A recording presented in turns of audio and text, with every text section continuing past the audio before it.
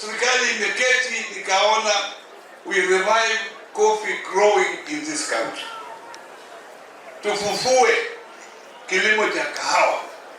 Lakini uzuri hapa, nyinyi na ubiri mbele yenu kwa wale tayari wameokoka, kwa sababu wanajua mambo ya kahawa tayari. Mmetoka nursery, mko sasa university. Mambo machache tu yale ambayo ni shida zenu ambazo nitaziongelea. Tuna mahali pengine tuko wakati ukienda hata na miche, ajui hii ni miche ya nini, ajui ni ya kahawa. Lakini hapa hata ukiwa mbali unaona tu ile ni miche ya kahawa. Serikali imekuja na reforms katika kahawa. Kahawa tulikuwa na cartels mingi. Ndio hii miti ya cherry fund ikija, hii DSS ikija. Kahawa ndio mmea pekee ambayo ina pesa ya serikali ambayo unaweza kulipwa kabla hata kahawa yenyewe haijafika katika auction kule Nairobi. Cherry fund. Nafikiria umeongea mambo ya cherry fund hapa, kwa sababu mpango wa cherry fund ukiwa na ile cherry yenyewe buni, ukishapata cherry yako una hakika ya kwenda kwa KPCU, na ninafuraha ofisi ya KPCU tutaiweka hapa Nyamira. Ili sasa wewe ukiwa mkulima unajua kilo yako ni ngapi, unaenda kule kwa ofisi, kahawa yako umeweka kwa cooperative yako, umepata makaratasi, umejua ni kilo ngapi, kiwa kilo 10,000 au 1,000, hapo katika ofisi ya KPC utafanya application kwa masaa 72 utakuwa pesa kwa akaunti yako 40 shillings per kilo napewa hapa. Enda angalia mambo ya shamba yako, enda angalia mambo ya school fees ya watoto wako, ukingojea kahawa yako iuzwe kule Nairobi Cocoa Exchange. Hakuna mmea mwingine katika Kenya hii ambao unaweza kulipwa hata kabla haijafika auction. Shilingi 40 kila kilo ya cherry. Ndio maana ya cherry fund. Saa hii serikali imetenga shilingi bilioni 9 kusaidia wakulima wa kahawa ambao wana cherry fund. Wakati unauza kahawa yako, kama unapata shilingi kule kwa auction wanapata shilingi 100 kila kilo.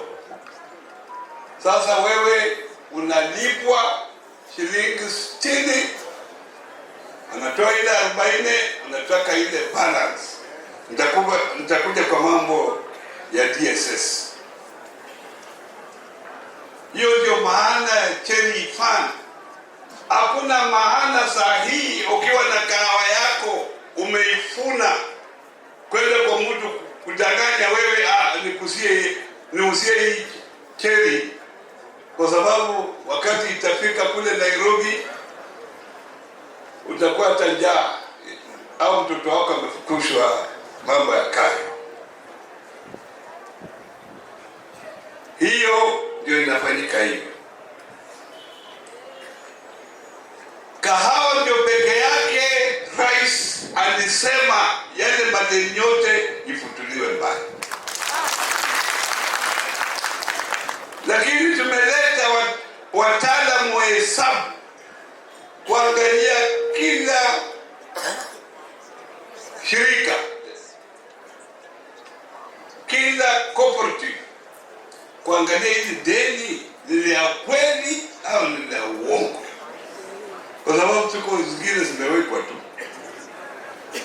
Kwa hivyo tumefanya hesabu katika wizara na tukapata yale madeni ambayo inataka ilipwe isaidiwe kulingana na agizo la rais ni shilingi bilioni 6.8, 6.8 bilioni. Tayari serikali imeleta katika wizara shilingi bilioni 2 ambayo hivi karibuni tutaanza kuangalia hiyo madeni na kuanza kulipa.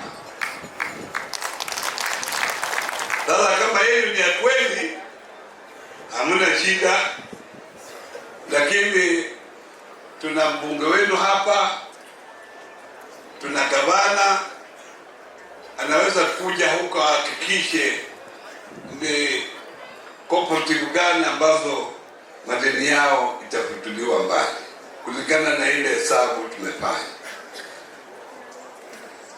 So hiyo ni another reform serikali imefanya kufutilia madeni, na hiyo madeni sasa ndio itakuwa ya mwisho, kwa sababu hii reforms tunaleta sasa. Cooperative yoyote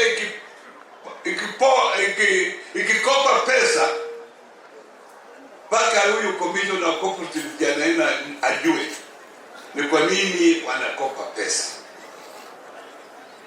iwe pesa ambayo itasaidia. Kama ya ushirika walikuwa wanakopa pesa tu ovyo ovyo, wanatumia hiyo pesa kwa mambo yao na wanasema wakulima walipe. Tampa mfano, mwaka unatoa kilo 2, ule wa mkarimu kule Meru unatoa kilo 50. Wewe unataka miti 25 kufika kwa mkarimu. So yeye hata akiwa na nusu eka, wewe unataka karibu eka 10 ndio mtokane na yeye. Unafanya ukulima wa kisasa. Kwa hivyo kitu ya maana si kupanda tu kahawa, lakini upande kahawa kujua ya kwamba unatumia teknoloji ya kisasa ambayo itakupa mazao zaidi. Member of Parliament, ninafurahi you are very keen on this, because there are some members of Parliament who don't bother. Saa ile unamsikia kwa redio anaongea tu na ajui hata ofisi iko wapi. Akija kwa ofisi mtaongea, mtasikizana ili watu wenu wafaidike. Kwa hivyo nyinyi wakulima wa kahawa hapa, nataka nimwambie hivi, serikali iko karibu na nyinyi kabisa kwa mambo hii. Fanya utafiti katika Kenya mzima na tumepata 20% inatosha. Ndio kwa sababu serikali imesema 20% iende kwa vyama vya ushirika na 80% iende kwa mkulima direct. Hiyo ni makosa? Kama ni makosa mseme ni makosa. Si nimemwambia ile experience ilikuwa wapi? Kule Murang'a. Mtu amekuwa kiongozi kwa miaka 30 kwa kiti hiyo, deski hiyo, ofisi hiyo. Hata mimi nimekuwa gavana, nimefika wakati wako nikasema niwachie wengine. Sasa nyinyi mnataka mtu awe kwa kiti mpaka akufe. Asereka akufe hapo. Ati yeye anafanya kazi nzuri sana. Ati chairman ako miaka 90, kama baba yangu alipokufa lakini ana vitabu ya cooperative anatembea naye. Kama hakuna chairman, pesa haiwezi kutolewa kwa cooperative. Mnataka haya? Hizi ndio reforms zinakuja. Na ndio amesema hapa tuwe na term limit ya viongozi wa ushirika. Na ndio anasema hapa watu wakuwe kule Murang'a. Tulikuwa na cooperative ya kahawa. Watu walianza demonstrations kila mahali. Tear gas ikapigwa. Watu wakapigana. Rais kaniuliza, nilikuwa nimeingia tu ofisi. Enda huko uone hiyo mambo ni namna gani. Nilipoenda huko, mama mmoja akasema, kila mwaka madeni. Tunapata pesa lakini tunaambiwa tunalipa deni.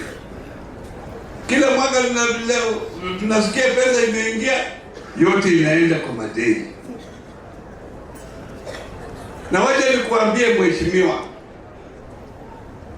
mimi vile unaniona hivi, nilisaliwa kwa kahawa, nikaoleka hapa karibu miaka 50 nimeoleka hapa. Lakini wakati tulichukua chairman wetu, chairman hakuwa, alikuwa amekimbia. So umeniona ni vile niko na slippers. Karibu miaka 50 saidi, baba yangu alikuwa anapanda kahawa, mimi mwenyewe mahali nimeoleka naendelea na kahawa, lakini bado niko na slippers. Lakini angalia ile ghorofa ya chama, ile ingine ya chama, ile ingine ya chama. Akija hapa leo ni Mercedes, kesho ni Range Rover, kesho kutwa ni Prado.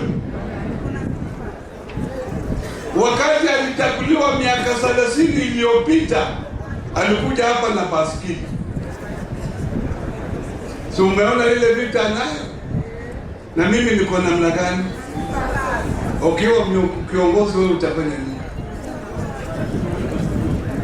Mimi nataka nimuulize, kwa sababu hii si mambo ya kuweka siasa, ni mambo ya ukweli.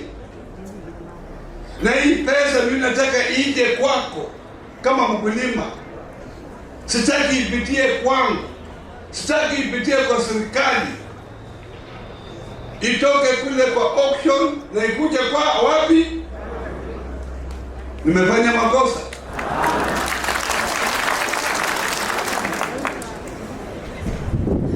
Na tumesema, tumefanya utafiti, tumeona yale mambo yote ambayo vyama vya ushirika zinafanya kusaidia wewe kufanya pulping,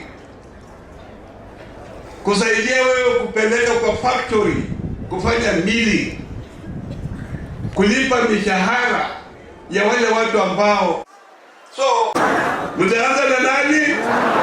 Haya, kama unasema na wewe umefanya vizuri kuja hapa usikie hayo mama, kwa sababu wewe ndio unajua factory iko pale, mahitaji ya hiyo factory fulani, hiyo mwenyewe uangalie pesa ile iko haitoshi. Sasa wewe uamue, wacha nipikie rafiki yangu Oparanya au niende kule Nairobi, tukae chini tuone tutasaidiana namna gani. So tuko pamoja? Tunakunywa moja, lakini tunaongea mambo ya sawa.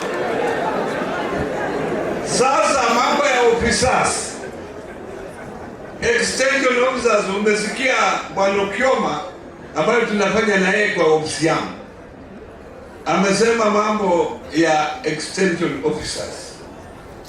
Tumeamua tuandike, tufanye training maofisa wawili kila ward kwa mambo ya kahawa, wawili. Na pia gavana ndio anawajua. hao watu wawili, female na men. Haya, mambo ya security tayari, hii ni kazi ya county commission na wale watu wa usalama ambao wako hapa wajue ya kwamba tukiwa na kahawa ambao inabunwa mpaka we must have enough security. Na nyinyi cooperative official, you must also report to the authority, wale wako in charge of security, ndio wajue kahawa iko hapa, na msiweke kahawa sana kwa sababu ikienda kwa mambo ya kuchuna, wamama wanajua kabisa mambo hii yengine, kijana anajua. Na tunataka people who are below 35 years wakuje kule Nairobi, wakuwe trained kule Ruiru, wengine waende mpaka kule University ya Cooperative University of Kenya, wakuwe trained, alafu wakuje kwa ward na washirikiane na maofisa wa county kuona kila mkulima anapata extension services, kwa sababu ile shida tunayo ni production.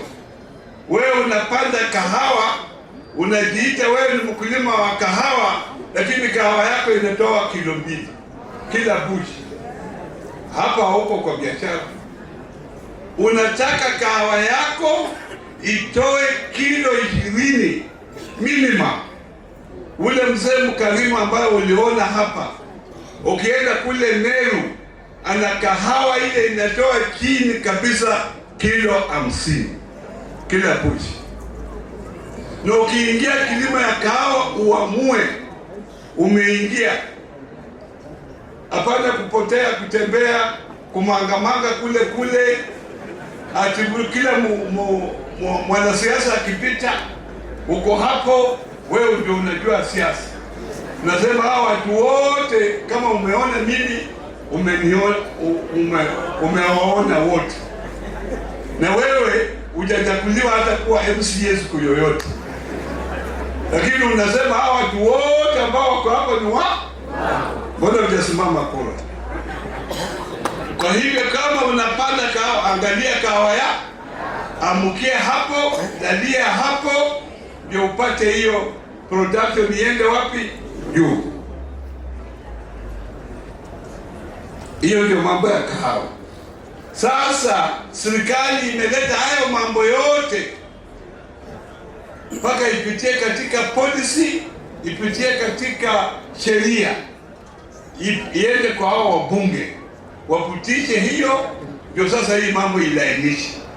Ndio kwa sababu tuko na cooperative bill katika parliament kupitisha haya mambo yote ambayo nimesema. Coffee bill pia iko katika bunge kupitisha haya mambo yote nimeongea.